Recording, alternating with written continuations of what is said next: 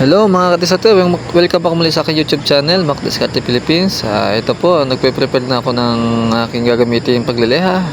Sanding time po muna tayo ngayon. Yan, gas mask, gloves, sanding paper, 80 at 100, tsaka ang bagong Dartek na palm sander. Yan po, bagong order ko po yan kasi para hindi mabilis ang trabaho, marami tayong magiging output. Yan. Yan po aking lilihain. Tapos na ho yan. Kahapon pa yan natapos. Yan, puro leha na lang po. 2 kwarto yan. Yan. Tatapusin ko lang ng isang araw po yan. 2 araw yan. Yang 2 kwarto sa pagleleha. Yan. Tsaka meron din akong mixer. Yan na po, sinama ko na sa aking content. Yung mixer, yan ang ginagamit kong mixer. Dartek din po. Baka naman, Dartek. Yan. Meron na tayong mixer ko po natin yan. Baka naman kahit t-shirt lang. Yan lang. Yan. Dartek po yan. Maasahan po, maganda pong gamitin. Tsaka yung palm sander. Yan, ginamit ko maganda po. Yan. Sumasabay po sa mga branded na mga tools. Yan. Mag-upis na po tayo. Medyo mataas. Yan.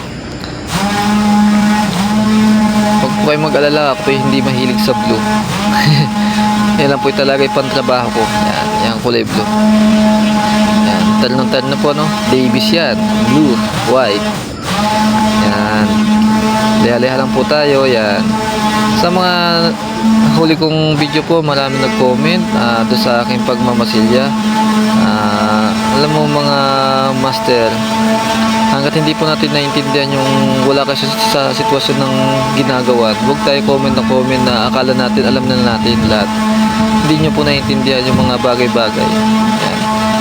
Hindi po kayo masasabing pintor kung mahilig kayo mag-comment na akala nyo tama yung sinasabi nyo. Soldo baka tama sa sarili nyo, pero pagdating sa ibang tao, mali na pala. Yan. Hindi po kayo masasabing talentadong pintor o mahusay na pintor, kasi unang ang mahusay na pintor nakikita sa disiplina sa sarili. Yan. Hindi ka nagbibigay ng opinion na ikakasira ng binibigyan mo ng opinion. Akala mo magaling na kayo, hindi po. Tsaka hindi po lugi ang manggagawa sa akin. Lagi nga po silang panalo sa akin. Sa sahod pa lang panalo na sila. Hindi nyo po alam yun kasi nag-comment agad kayo, akala nyo kuya ako lugi ang kontraktor.